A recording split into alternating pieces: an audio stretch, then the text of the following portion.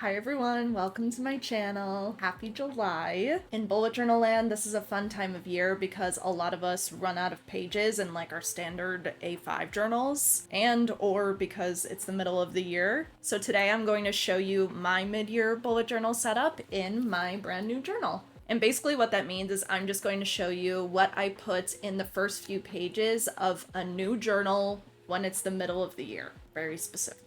You of course don't have to do pages at the start of a new journal, you can just go right into the July monthly planning, but I do have a few pages that I like to do as an introduction. I do recommend that you at least write the year on the first page. I know some people like to put it on the spines of their journals too. I have not done that with mine, but I don't think it's a bad idea at all. I like to think of my journals as yearbooks in a way. Like, sure, it's very obvious right now that it's 2026 as I'm making these spreads, but it's not always going to be obvious when I look back on this. I'm sure you're going to want to know how old you were when you made this journal, and again, it's not always going to be obvious. So just putting the year on that first page, whether you want to decorate it all fancy or not, makes that really quick and easy. So I have a full video dedicated to the pages that I put at the beginning of a new journal at the beginning of the year, and I'm going to be referencing that a little bit in this video because it's relevant to the mid-year setup. But if you want full details or inspiration, or maybe you are brand new to bullet journaling and you have a blank journal in front of you and it's your very first one and you don't know where to start, definitely go check out that video. But for now, let's take a look at my 2026 mid-year bullet journal setup.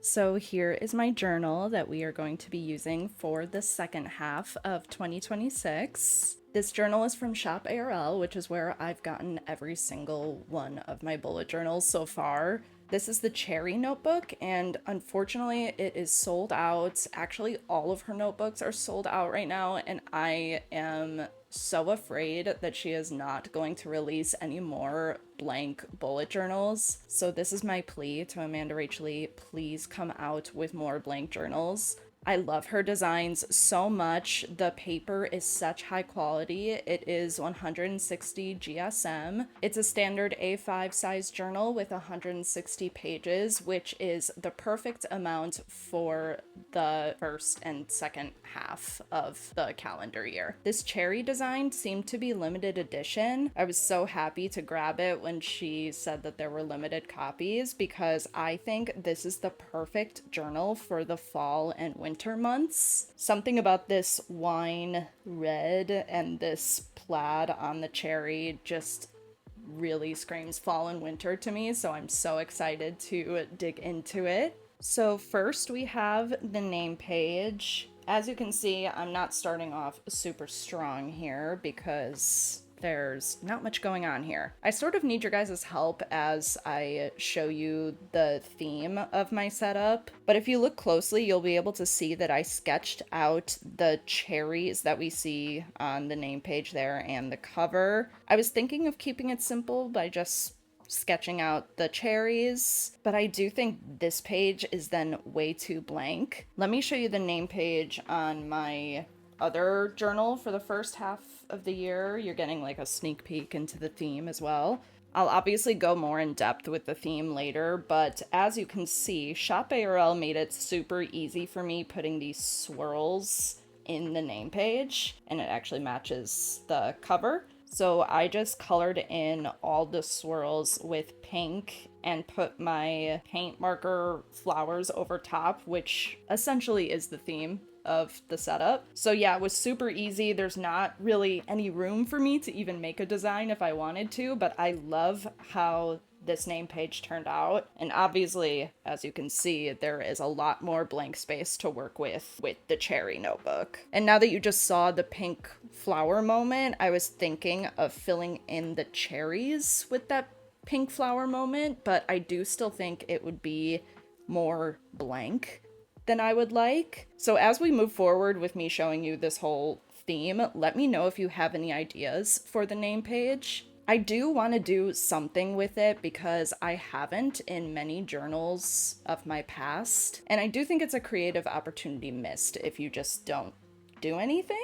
So yeah, leave a comment by the end of this video letting me know what you think I should do on this page. But for now, I did just keep that same font that I used in the previous name page, and this is the font I'm going to be using throughout the theme. By the way, I say font and lettering interchangeably. I don't know if that's weird. I guess I'm just very used to the computer world, so I say font, even though I guess technically it's lettering. Anyway, let's keep going. As always, I do skip the first page because there are no dots on the left side. I probably could just make this right side a yearly page, like just to say 2026, for instance. I mostly use this first page as a swatch page because I know this is a page I'm never going to go back to because I'd have to like flip the entire book in order to see it, if that makes sense. So I'm sure throughout the year, this page is going to be used with a bunch of random streaks of colors. So here is the actual first page of the setup. So this is my 2026 title page and my quote page. So for this theme with the pink and the bold flowers over top, I took inspiration from a Pinterest photo that I'll put here. This artist had so many different versions of what to do with these pink bold flowers. So I'll actually just throw a bunch of those up right now. There was something about it that I just thought was so cool and that I could do so much with. Honestly, mainly because this artist did a lot of the creative thinking for me with their great ideas. And one of their ideas that I saw was this shower that was like raining flowers. Theirs didn't look exactly like this, but I wanted to take inspiration from it, and I think it turned out okay. If I'm being really harsh and honest with you guys, I wasn't sure if I wanted to make this pink like raining over the 2026 or if I should just go over it, which I obviously decided to do. But I feel like you don't even really have to look closely to see that I first outlined it as if it was raining off of the 2026, and I just really hate that you can like see those markings. I use this Tombow dual brush marker for all of the pink that you're going to see in this theme. And with these markers, you can see every direction that you make a stroke. And I really wanted to see what it was going to look like raining off of the 2026. So I basically took the risk of knowing that those lines would be there if I decided to change my mind. And yeah, I just didn't end up loving how that looked. I also asked on Instagram what people thought of it raining off of the 2026, and almost everyone said that they thought it would look better if I just went through, and I agreed. So I did go back and now I have to deal with the harsh lines. The only other thing I don't like about this page is this shade of green that I used for the hose. I think it ended up being a little too bright for my liking. This page is just like really screaming spring to me, and obviously we're going into the fall and winter months, so it's kind of like the vibe is weird. I think it would have made a big difference if I at least used a more muted green than this very bright green. I thought about going over the green with a muted green to see if it would come up with some perfect green concoction that I want that's more fall and winter. But after already not liking this, I just didn't want to risk anything, so I left it as is. And I do love the shower idea with the pink flowers. I think the pink flowers look great. I love the 2026 with the exclamation points. I'll show you really quick on my other journal. I did the same thing with the 2026 exclamation point with the same font. And for this, I decided to use a paintbrush that was kind of painting this pink flower garden. And again, I took this from Pinterest as well. All right, so let's get to the quote page. I was really trying to find a quote that would signify being halfway through the year, but that ended up being harder than I thought. So I tried looking up like flower quotes, obviously because that goes with my theme. And that's when I came across the quote, "Keep going, keep growing." And I actually think that ended up being perfect because it's kind of like, yeah, keep going through the year, you've got this sort of vibes. And then it obviously had the growing aspect to match the flower theme. I want to make it really simple though, so I just put some of the sparkles and flower doodles really small, kind of surrounding the quote. And then for the going and growing lettering, I'm using the same bold font that you're going to be seeing throughout this theme.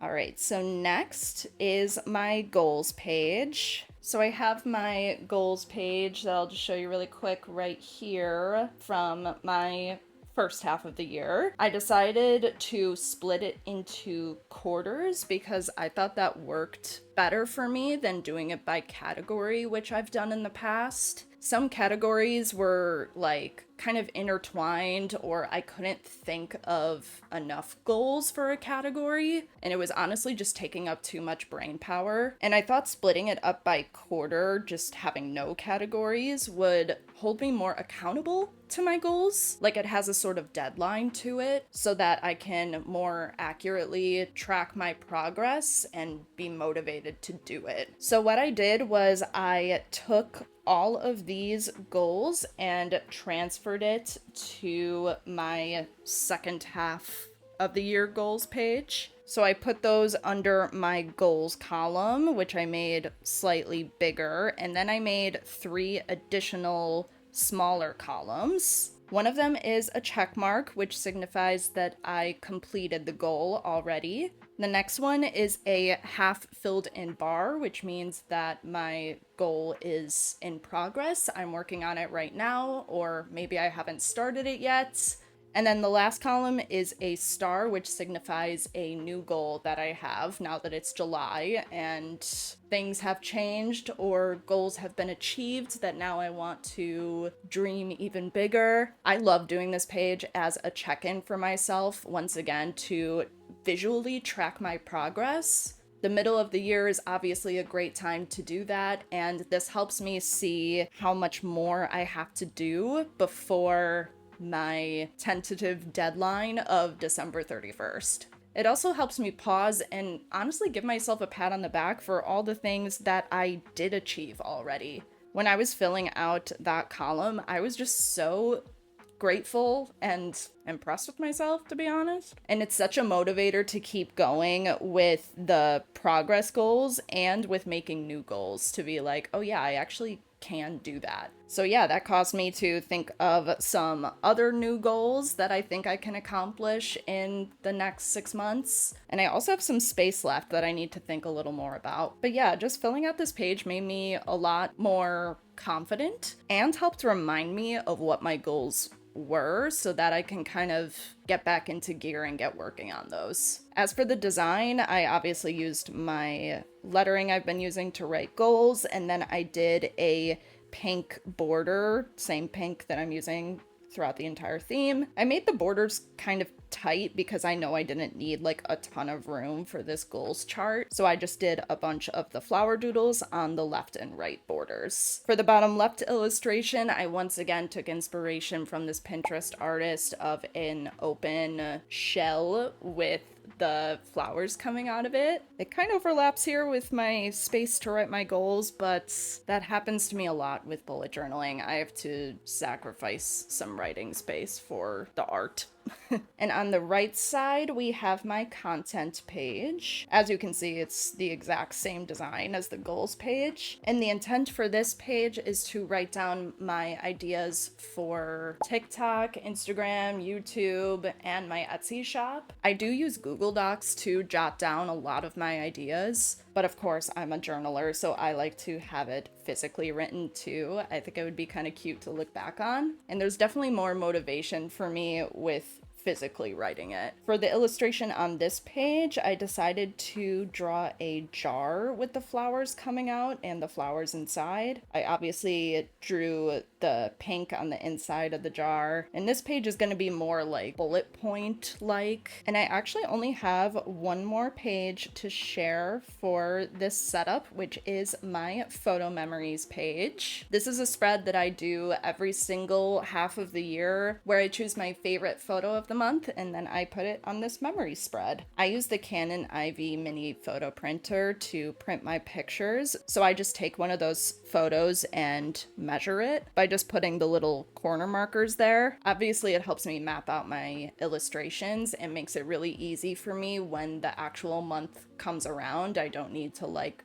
guess where it's going to go. I'll show you how my first half of the year ended up looking. I just love looking at this page once it's all filled in. It's basically like a quick glance into my best moments of my life. It's so fun. It always makes me so happy, and I know it's something I'm really going to enjoy looking back on. Like, I'm already looking at this, and I had my very first niece that was born in February this year, and she is so tiny here. I can't believe how tiny she is because she's already so much bigger. So like, we're already in July of this same year, and I'm already enjoying looking back on this and just like soaking in the memories. I will say I remember not loving my little paintbrush designs that I did on this page. I think it ended up looking better now that it's all filled in, but for this journal, I think I actually do really like these illustrations. Again, I took this idea from Pinterest, but I decided to draw a bubble wand with the pink bold flowers, and then I drew little bubbles throughout the page with the flowers inside of them.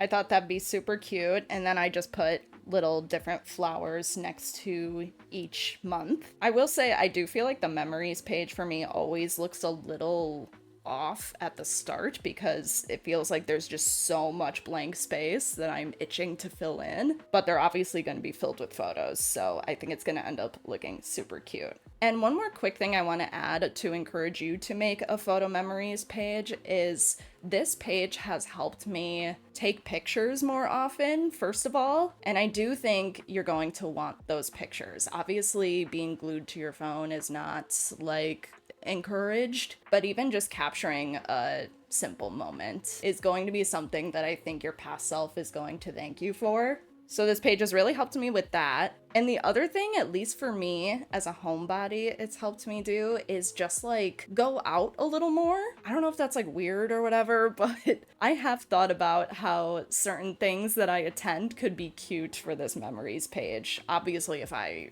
have a lot of fun at whatever event, and I usually do. So yeah, it's like I'm encouraged to say yes more often. But yeah, I've been doing this page for years. I love it so much, and I don't see myself stopping it anytime soon. So that was my 2026 mid-year bullet journal setup. I find it to be a lot harder to think of mid-year pages as opposed to beginning of the year pages. I personally am a lot more motivated at the beginning of the year. I feel like I have all these ideas, and July just does not give the same driven vibe that January does. Like, I'm tired. But I have to admit that although I'm not as motivated as I am in January, it's definitely is hitting me that we are at the beginning of this year and I still have things I want to do before the year's over. And I think these transitional pages help that hit even more than if I just jumped right into July. It basically forces you to pause and think about how time is moving. So my advice to you is to make whatever pages will help you pause and reflect on what you want the rest of your year to look like, because the middle of the year is a great time to do a check-in to achieve those goals that you set for yourself at the beginning of the year.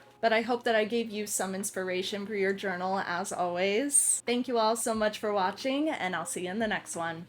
Bye!